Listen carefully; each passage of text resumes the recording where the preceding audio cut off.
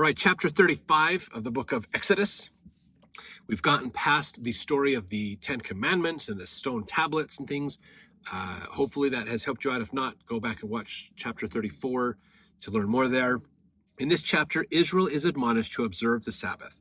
Free gifts are offered for the tabernacle. The calls and inspiration of certain artisans are confirmed. So some really cool little nuggets that we get to learn out of this chapter today. Verse 1, And Moses gathered all the congregation of the children of Israel together, and said unto them, These are the words which the Lord hath commanded, that ye should do them. 6 days shall work be done, but on the seventh day there shall be to you an holy day, a Sabbath of rest to the Lord. Whosoever doeth work therein shall be put to death. So realize the Sabbath day was a serious day to God, and it was, back then, it was capital punishment if you broke the Sabbath. That was kept up even through New Testament times by the Jews. If you broke the Sabbath, you were executed, basically. Verse 3, Ye shall kindle no fire throughout your habitations upon the Sabbath day. So you can't make a fire on the Sabbath day. So if you had a fire on Saturday and it kept running into Sunday, that was one thing. You had those hot coals and things, but you're not to start a fire. So you had to start a fire Saturday night and then keep it alive through Sunday, especially in the wintertime. Verse 4, Moses spake unto all the congregation of the children of Israel, saying, This is the thing which the Lord commanded, saying, Take ye from among you an offering unto the Lord.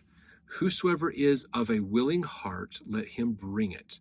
An offering of the Lord, gold, silver, and brass, and blue and purple and scarlet, and fine linen and goat's hair, and ram skins dyed red, and badger skins and shittim wood, and oil for the light, and spices for anointing oil, and for the sweet incense, and onyx stones, and stones to be set for the ephod, and for the breastplate.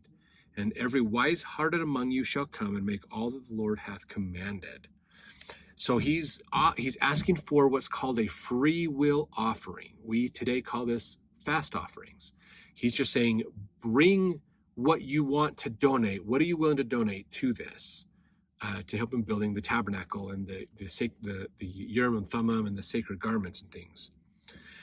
So here's what he wants him to build, of course: the tabernacle, his tent and his covering, his tacks and his boards, his bars, his pillars, and his sockets, the ark and the staves thereof, with the mercy seat and the veil of the covering, the table and his staves, all his vessels, and the shewbread, the candlestick also for the light, and his furniture, and his lamps with the oil for the light, and the incense altar and his staves, and the anointing oil, and the sweet incense, and the hanging for the door at the entering in of the tabernacle, the altar of burnt offering with his brazen grate, his staves and all his vessels, and laver and his foot, the hangings of the court, his pillars, their sockets, the hanging of the court, door for the court, the pins of the tabernacle, the pins of the court and their cords, the cloths of service to do service in the holy place, the holy garments for Aaron and the priest, and the garments of his sons to minister in the priest's office.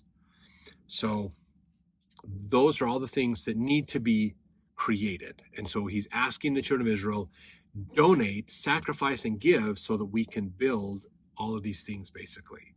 So it's a free will offering where they're willing to donate and give to what God has asked of them so they can build this tabernacle.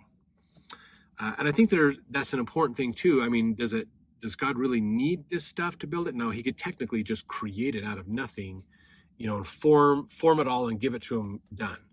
But he wants them to work. He wants them to have an investment into this and have a contribution to it because it feels more personable and connected with them. If the people are willing to sacrifice, that will build their faith in God more than if God did it for them. So an important point to understand, if God builds it for us, we won't appreciate it as much. We'll appreciate it in the moment, but we won't appreciate it in the long term. If we sacrifice for God, that shows more faith in God than believing he'll give it to us. And that will help build our faith in God more and help us to come closer to him. So again, it's not about building the tabernacle, it's about building the faith of the people. So next time you're giving a fast offering or you're giving to a charitable donation or something, realize that you are doing it not to help people, but actually to demonstrate your faith in God when he has asked you to do things.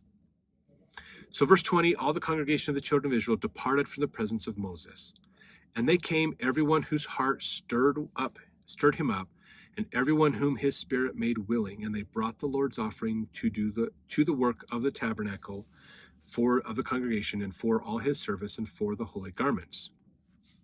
So they were bringing it. People were stirred. The Spirit was moving people and inspiring them to give. They probably had ideas in their mind. Oh, I could give that. I could give this. We have this. We have this.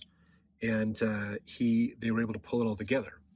So realize when you go to church meetings, you feel inspired to do something, maybe you should do it. That's the Spirit helping to guide you. Let's see, verse 22, they came, both men and women, as many as were willing-hearted. Willing-hearted, that's a key word, okay? They weren't forced or required. They didn't have to do it. They had the choice to or not, but they were willing-hearted. And they brought bracelets and earrings and rings and tablets with all jewels of gold. And every man that offered an offering of gold unto the Lord. And every man with whom was found blue and purple and scarlet and fine linen and goat's hair and red skins of rams and badger skins brought them. Everyone that did offer an offering of silver and brass brought the Lord's offering, and every man with whom was found shittim wood for any work of the service brought it. Verse 25, and all the women that were wise-hearted did spin with their hands and brought that which they had spun, both of blue and of purple and of scarlet and of fine linen. All the women whose heart stirred them up in wisdom spun goat's hair. And the rulers brought onyx stones and stones to be set for the ephod and for the breastplate, and spice and oil for the light and for the anointing oil and for the sweet incense. Verse 29, the children of Israel brought a willing offering unto the Lord, every man and woman, whose heart made them willing to bring for all manner of work, which the Lord had commanded to be made by the hand of Moses. So they pulled all this together. They brought all the supplies together. They felt inspired by God to do this. They wanted to sacrifice to help contribute to the work of the Lord. And so they did all of this. This is a free will offering. They gave of their time and resources to accomplish the work of God. That's what we're asked to do with ministering, with fast offerings, with donations. We don't build the temples anymore. The church builds them, but they ask us for the money that we can then build them, because our economic structure is a very different one than what they had back then. So now it's all based on money. And so we gather money, and then through tithing, and then that is donated to the Lord. And then you can do extra donations as well. And that's where the temples and church houses and things are built. So it's a similar idea, similar concept. Verse 30, and Moses said unto the children of Israel, see, the Lord hath called by name Bezalel, the son of Uri, the son of Hur, of the tribe of Judah.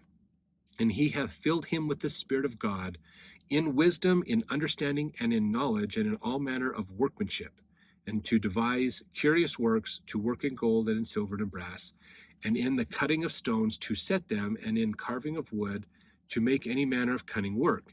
And he hath put in his heart that he may teach, both he and Aholiab, the son of Ahisamach, the tribe of Dan. Them hath he filled with wisdom of heart to work all manner of work of the engraver, and of the cunning workman, and of the embroiderer, in blue and purple and scarlet, and in fine linen, and of the weaver, even of them that do any work, and of those that devise cunning work. So a couple people were called specifically because they were craftsmen. They were given gifts of being able to work in metallurgy, to work in wood carving and carpentry.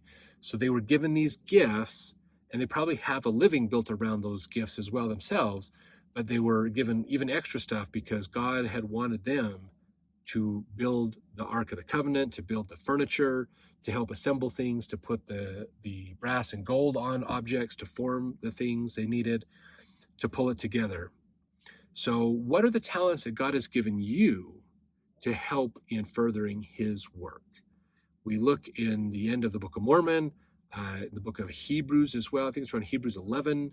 They talk about it, and I'm trying to remember. I don't remember where in the Doctrine and Covenants it is. There's somewhere in the Doctrine and Covenants as well. They talk about spiritual gifts. God gives us spiritual gifts to help us in the work of the Lord. So it's good to look at what gifts are you given. If you have a patriarchal blessing, it will most likely tell you some of those gifts. If you haven't had your patriarchal blessing, talk to your bishop about that. But we are in this similar state in our lives of helping further the work of God. It's in a different way than they did back then, but the concept is similar. So this is really important, that sometimes God will specifically inspire people to help. There's a great podcast on the Latter-day Saint Women podcast. Oh man, I'm trying to think of her name. I think the last name was Cahoon. What was her first name? I don't remember, but she and her, she actually is not a graphic designer, excuse me, an interior designer. And she talks about how she loves interior design, had a whole company around it, did lots of interior design, and she was actually asked to help with designing temples, doing interior design for temples. And her daughter has taken over the business and is now doing more of that as well. But it's great that she has a great story in there of how she felt inspired by God in what to do to help in decorating the inside of the temples. Some really good experiences. So look up that podcast in the Latter-day Saint Women podcast to learn more about that. There's a lot of good things we get to learn, how God is inspiring us, and he still is inspiring us to this day. So think of, what are your talents? What are the things that you're good at? What are things that you feel God inspires you to do? That could be writing music. That could be speaking. That could be doing handiwork. That could be being a leader, administrator, or something. There's lots of gifts. Testifying, having strong testimony to help support others. Lots of different things that can be given as those gifts. So study those and learn those, and what are your gifts and how are you using them to further the work of God? It's a very important point for us to always be thinking about.